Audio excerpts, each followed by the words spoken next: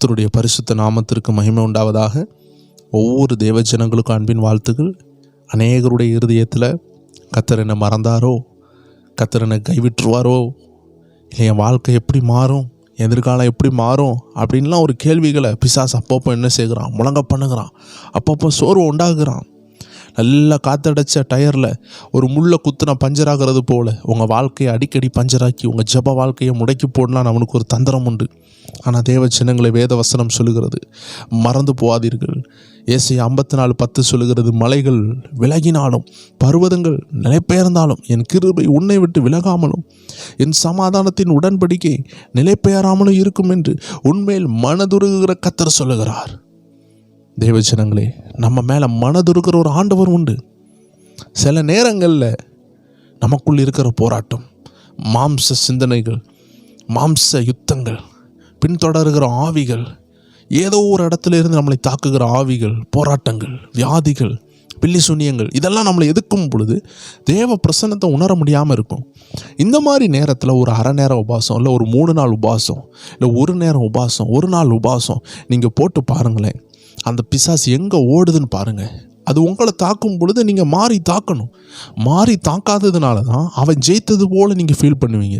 அது ஒரு கட்டுக்கதை. அவன் ஜெயிக்க போகிறதில்ல, நீங்கள் தான் ஜெயிப்பீங்க. ஆனால் உங்கள் மனநிலை என்ன செய்யும்? ஐயோ, சாத்தா என்னை தாக்கிடுவான், என்னை ஜெயித்துருவான், என்னை எழும்ப விட மாட்டான், என்னை ஜெபிக்க விட மாட்டேங்கான். தேவஜனங்களே, அந்த மனநிலையில் வாழ கர்த்தர் நம்மளை அழைக்கல. ஆண்டு சொல்லுகிறார், மலைகளே விலகி போனாலும் பர்வதங்கள் நிலை பெயர்ந்தாலும் என் கிருபை உன்னை விட்டு விலகாது. My grace will not depart from you, it will not leave from you. என் சமாதானத்தின் உடன்படிக்கையும் உன்னை விட்டு மாறாது. உன் மேலே மனதுருகிற ஆண்டவர் நான் சொல்கிறேன்னு சொல்கிறாரு. ஒரு முறை நான் ஒரு மலையில் போய் ஜெபித்தேன்.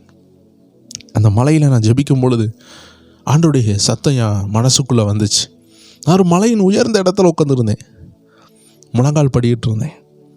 அந்த இடத்துல தான் உட்காந்து ஜெபிச்சுட்டு முழங்கால் படிக்கிட்டு கையை உயர்த்தி ஜெபிக்கும் பொழுது ஆண்டோடைய வார்த்தை வந்தது. நான் ரொம்ப உடைக்கப்பட்டிருந்த நேரம் அது.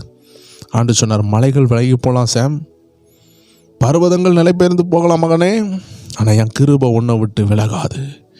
எத்தனை அற்புதமான வசனம் பார்த்தீங்களா? அன்னைக்கு என் இருதயத்துக்குள்ள அந்த வார்த்தை ஆணித்தரமாக பாய்ந்தது. யார் என்னை விட்டு போனாலும், மழைன்னு சொன்னோன்னே நான் நம்பினது என்ன தெரியுமா? மழை போல் நான் நம்பினவங்க. மழை போல் இந்த இடத்துலேருந்து ஆசீர்வாதம் வரும் நான் நினச்ச காரியம் என்னை விட்டு விலகலாம். ஆனால் நான் நினைக்காத இடத்துலேருந்து கர்த்தர் ஒரு ஊற்றை திறப்பார். இது நான் நினைக்காத ஆசீர்வாதம். தேவ ஜனங்களே, தேவ பிள்ளைகளுக்கு அதிக நேரம் நீங்கள் நம்பினவங்கள்ட்ட இருந்து ஆசீர்வாதம் வராது. நீங்கள் நம்பாமல் இருந்த இடத்துல இருந்து ஆசீர்வாதம், நீங்கள் தேடாத இடத்துல இருந்து ஊற்று பிறக்கும். அதனால தான் தேவ ஜனங்கள் உஷாராக இருக்கணும். இன்றைக்கி நிறைய நேரம் நம்ம மனிதர்களையும் நம்ம படிப்பையும் நம்புவோம். ஏன்னா அது மழை, ஆனால் அது விலகி போயிடும்.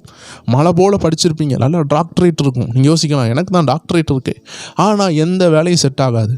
அப்போ மழை போல் நீங்கள் படித்த PhD உங்களை கைவிடும். மழை போல் இருந்த உங்கள் கணவர் என்னால் முடியலமான்னு சொல்லுவார். மழை போல் நீங்கள் நம்பி இருந்த பெரிய பெரிய தொழில், கவர்மெண்ட் வேலைகள் உங்களை கைவிடலாம். ஆனால் வசனம் சொல்லுகிறது, அவருடைய கிருபை விளங்கும். அவர் கிருபை விளங்கும் பொழுது நீங்கள் நம்பியிருந்தது, நம்பின நபர்களும் நம்பின பொருட்களும் கைவிட்ட பொழுது நம்பாத இடத்துலேருந்து ஒரு கிருபை நமக்காக வருகிறது. அதான் கர்த்தருடைய கிருபை. ஆண்டு சொல்லுகிறாரு, எல்லாம் உன்னை விட்டு விலகி போதே, என் கிருபையை நம்புன்னு சொல்கிறார். தேவ ஜனங்களே, அவருடைய கிருபை நம்மளை விட்டு விலகாது. உங்கள் பிள்ளைகள் தனிமையாக இருப்பதில்லை, அவர்கள் வெக்கப்பட்டு போவதில்லை, உங்கள் குடும்பம் வெக்கப்பட்டு போவதில்லை. இதான் உண்மை. பிசாசு அப்படியே போராட்டத்தை கொண்டு வருவான். போராட்டம் வரும்போது உபாசிங்க, செபிங்க, அதை மாறி தாக்குங்க, அவன் ஓடி போவான். பிசாசுக்கு எதிர்த்து நின்னுங்கள், அவன் உங்களை விட்டு ஓடி போவான்னு வசனம் சொல்லுகிறது. எத்தனை பேர் இதை செய்வீங்க? எல்லாரும் அப்படியே கண்களை மூடலாமா? இந்த வாரத்தினுடைய முடிவு வந்திருக்கிறது. இவ்வளவு நாட்கள் ஆண்டு நம்மளை பாதுகாத்தார். புதிய வாரங்களை தரப்போகிறார். புதிய மாதங்களை நமக்கு தந்திருக்கிறார். ஆண்டுடைய பெரிய கிருபையில் நம்ம இந்த மாதத்தில் வந்திருக்கிறோம்.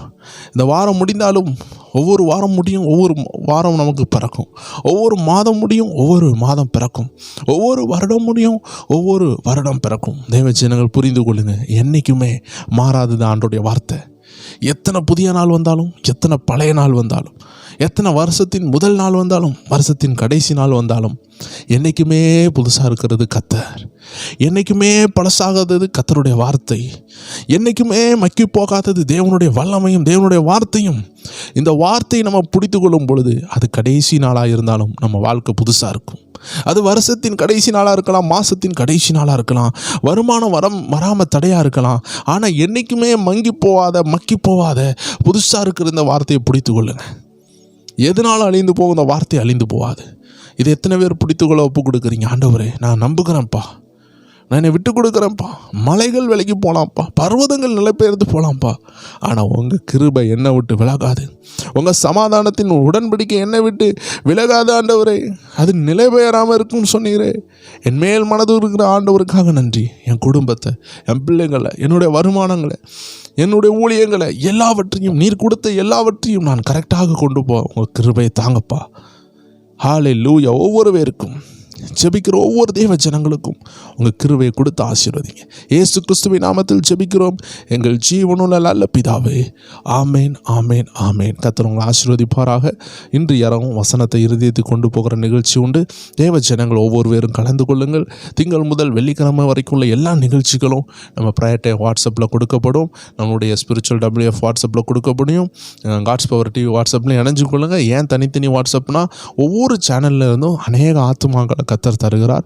அந்தந்த சேனல் கர்த்தர் அவர்களுக்கு கொடுத்ததுனால அதனுடைய லிங்க் அவங்களுக்கு தனிப்படையாக கொடுக்கப்படுகிறது. அவங்களுக்கு ஆவியானவர் நடத்துகிறபடி தேவ சித்தம் அவங்களுக்கு உண்டாகிறதுக்காக தான், அவங்க அதை தனிப்படையாக பெற்றுக்கொள்றதுக்காக தான் நம்ம வைத்திருக்கிறோம். எல்லாவற்றையும் நான் மிஸ் பண்ணாமல் கேட்கணும்னு வாஞ்ச உள்ளவங்க மட்டும் எல்லா தனித்தனி சேனலில் இணைந்து கொள்ளுங்கள். இல்லை ப்ரேயர் டைம் வாட்ஸ்அப்பில் மட்டும் வரது போதும், அது எனக்கு போதுமானதுன்னா அதில் மட்டும் இணைச்சு கொள்ளுங்கள். கர்த்தர் உங்களை ஆசீர்வதிப்பார். திங்கக்கிழமையிலிருந்து வெள்ளிக்கிழமை வரைக்கும் உங்களை தொடர்ந்து சந்திக்கலாம். கர்த்தர் உங்களை ஆசீர்வதிப்பாராக. திங்கக்கிழமை 9 மணிக்கு நமக்கு காலையிலையும் 5 மணிக்கும் இரவு 9 மணிக்கும் ஜெபம் உண்டு. தேவ ஜனங்கள் இணைந்து கொள்ளுங்கள். கர்த்தர் உங்களை ஆசீர்வதிப்பாராக. God bless you.